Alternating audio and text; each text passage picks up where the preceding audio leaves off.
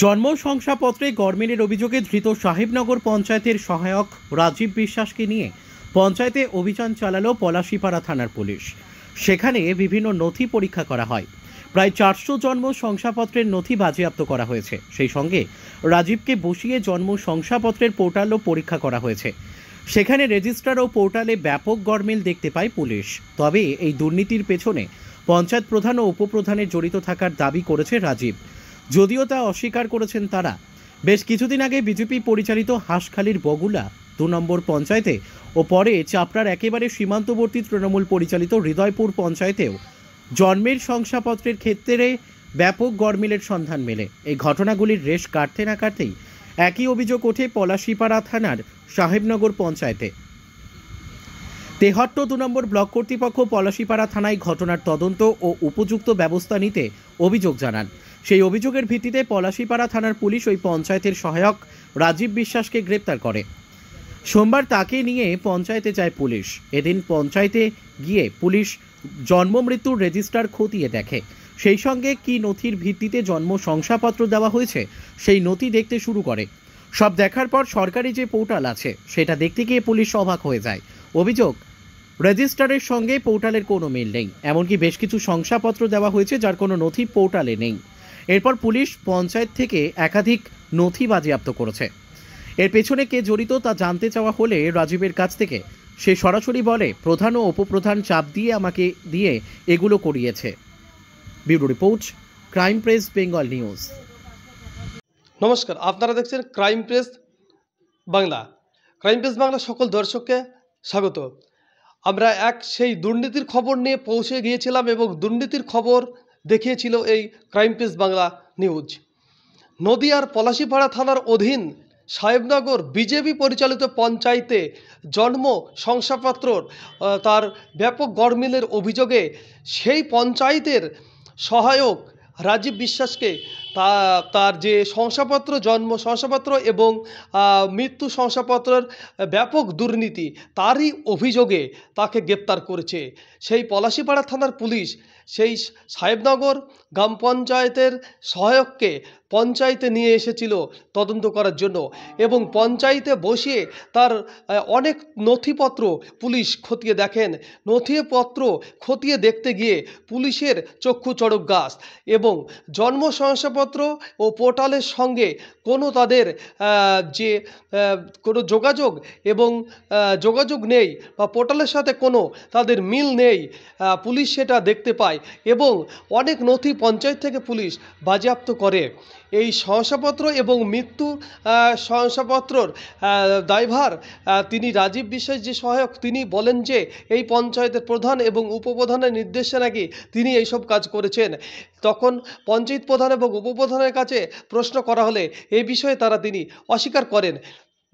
তেহট্ট 2 নম্বর BDO অফিসে তারা অভিযোগ করেন এবং তারা সঠিক তদন্ত করার জন্য পুলিশ প্রশাসনকে বলেন। তাই পলাশীপাড়া থানার পুলিশ তদন্ত শুরু করেছে এবং তদন্ত শুরু করেছে যে এর পেছনে আরও কেউ জড়িত আছে কি না বা কে থাকতে পারে, পুলিশ সেইটা তদন্ত করছে।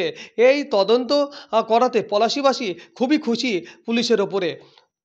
নদিয়ার করিমপুর থেকে ভিডিও জার্নালিস্ট আসমাত মণ্ডলের সাথে অর্ধেন্দু মালাকারের report, crime press Bengal.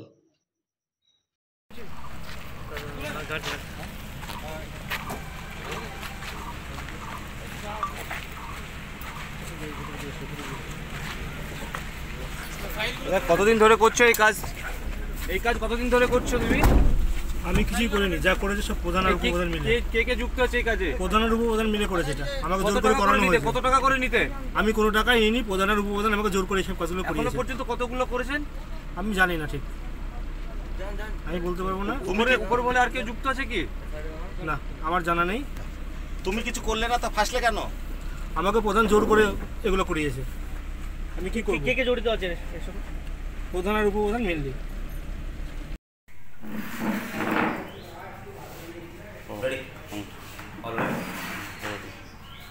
Madam, দেখা যাচ্ছে যে সাহেবনগর পঞ্চায়েতে একটা দুর্নীতি চক্র কাজ করেছে বলে অভিযোগ। সেখানটায় দেখা যাচ্ছে রাজীব বাবু গ্রেপ্তার হয়েছে এবং আপনার বিরুদ্ধে অভিযোগ এবং মামলা রুজু হয়েছে থানা। কি বলবেন?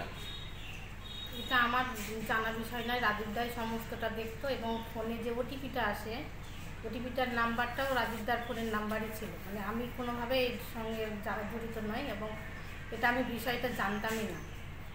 আজকে পঞ্চায়েতে পুলিশ যখন রাজীববাবুকে আনছিল, রাজীববাবুকে প্রশ্ন করা হলে রাজীববাবু একটা কথা বলেন, আমরা প্রশ্ন করি যে এই ঘটনায় কি আর কেউ জড়িত আছে, তখন উনি একটা কথা বললেন যে প্রধান এবং উপপ্রধান দুজনেই যুক্ত আছে। এই বিষয়টা কি? না, একদম মিথ্যে কথা, এটা কোনোভাবেই সত্যি না। আপনি বললেন যে ওটিপিটা তার ফোনে আসতো, কিন্তু দেখা গেছে যে যে ডোগলটা সেটা তো আপনার কাছে থাকতো। আমার কাছে থাকতো না, রাজীবদার কাছেই থাকতো। এই কিছুদিন আমার কাছে আছে। কিছুদিন বলতে অ্যারেস্টের কতদিন আগে থেকে? অ্যারেস্টের আগে থাকতে বলতে যে কোনো ছুটির দিন হয়তো ছুটি পড়তো, যে বলতাম যে আমার কাছে এটা দেন, উনি বাড়িতে নিয়ে চলে যেতেন, আমাকে দিতে চাইতো না। পুলিশ যদি আপনাকে কখনো ডাকে সেক্ষেত্রে আপনি কতটা সাহায্য করতে পারেন? আমার যেটুকু আমি পারবো সমস্ত আমার দিক দিয়ে সাপোর্ট পাবে পুলিশ। আপনার দলকে আপনি বলেছেন বিষয়টা? হ্যাঁ, জানি। তাদের কি বক্তব্য? তারাও জানে যে আমি নির্দোষ, আমি এই বিষয়ের সঙ্গে কোনোভাবেই জড়িত না।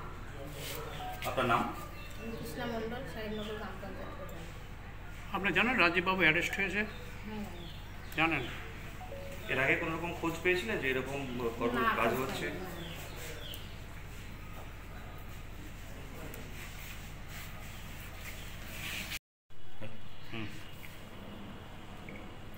আপনি তো সাহেবনগর পঞ্চায়েতের উপপ্রধান।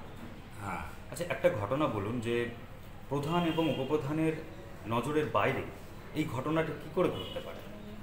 দেখেন, এখন অনলাইনের ব্যাপার, এটা অনলাইন সম্বন্ধে আমাদের যে প্রধান বা উপপ্রধান আমরা কিছুই জানিনি, ওই যে কম্পিউটার সম্বন্ধে। আর অনলাইনের ব্যাপারও অনলাইনের মাধ্যমে করেছে। আর এখন তো সব সই আর হাতে সইটা লাগছে না, ওই ডঙ্গলের মাধ্যমেই সইটা করে দিচ্ছি। সেই হিসাবে ওই ম্যাক্সিমাম টাইমেই আমাদের কর্মচারী ওই রাজীবের কাছে থাকতে ওটা ওখান থেকে ওরা ঠিক করেছে, কিন্তু এতে প্রধান বা উপপ্রধান কোনো রকম জানে না এই বিষয়টা।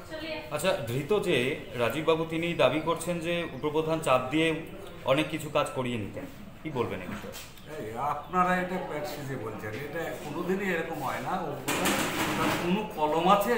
আপনারা জানেন কি যে উপপ্রধানের একটা কলম আছে যে এই কলমের দ্বারা তৈরি করবে? কোনো কলম নাই। এটা আপনারা মানে মন্দরা জানতে চাচ্ছেন তাই। পরবর্তী পদক্ষেপ কি নিতে চলেছে? আমরা আমাদের পঞ্চায়েতগতভাবে যেটা আমাদের যে অন্যায় করবি তার হোক, কোনো অসুবিধা নাই। মোটামুটি রাজীববাবু এই দুর্নীতিটা করছেন কতদিন ধরে, এটা কবে জানতে পারলাম? আমরা কিছু জানিনি। 6 তারিখে হঠাৎ করে দেখলাম, এই গত 6 তারিখে ওই কি ওটা হরিণঘাটা থেকে একবার পুলিশ নিয়ে চলে আসে এবং দুজনকে গ্রেপ্তার করে নিয়ে আসে। সেই দিনই বুঝলাম যে এরকম ধরনের একটা। তারপরে পঞ্চায়েতের এন্ডস থেকে তো থানায় অভিযোগ কিছু করা হয়েছিল না? ওটা তো টাইম তো, এই তো 6 তারিখ আর আজকে হচ্ছে 15-16 তারিখ। ওখানে তো একটা হয়েই গেছে। রাজীববাবুকে সেদিনকে অনেকক্ষণ পুলিশ বসিয়ে ওর সঙ্গে কথাবার্তা কয়েছেন এবং খাতাপত্র দেখেছেন, তারপরে আবার এই ঘটনা ঘটে। মানে রাজীববাবু যে কথাটা দাবিটা করছে সেটা ভ্রান্ত বলে আপনার মনে হচ্ছে? কি দাবি করছে? যা প্রধান এবং উপপ্রধান একদম মানে ফালতু কথা। আপনার নাম? উপপ্রধান কি করে জানবে? আপনার নাম? আমার নাম জামালউদ্দিন মণ্ডল। আপনার ডেজিগনেশন? উপপ্রধান।